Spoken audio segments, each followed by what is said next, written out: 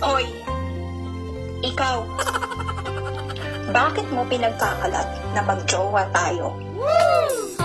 Bakit? Ayaw mo?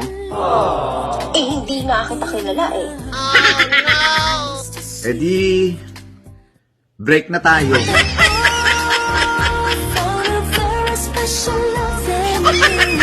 Ilan nga naging ex mo? 7. Ikaw. Isa. Napakahina mo naman. Isa talaga. Munti kami ikasal nun. Wow. So ano palang nangyari? Nagbago yung isip niya sa altar. Okay na, sige, change topic na tayo. Ay, ayoko. Gusto ko tong topic na to. Gusto kong pag-usapan yan. Worst ex.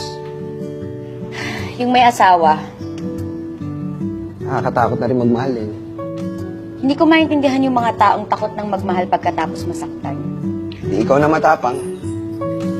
So ikaw willing kang magmahal ulit kahit na doble yung sakit? Oo naman. Basta huwag mo na akong sasaktan. Hoy, magaling lalaki! Magsahin ka na nga! Aba, inuutosan mo na ako? Bakit? Umakasal ka na! Bakit? Ilang gatang ba? Na mga biro eh.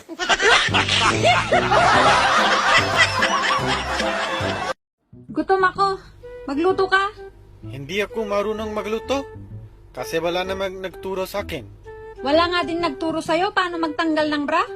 Pero gabi-gabi, natatanggal mo bra ko, di ba? Sige na, magluto ka doon. Patugan ka.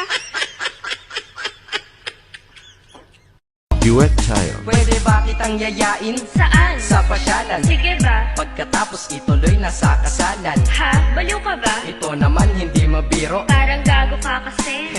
Halika dito. May gusto ka bang sabihin?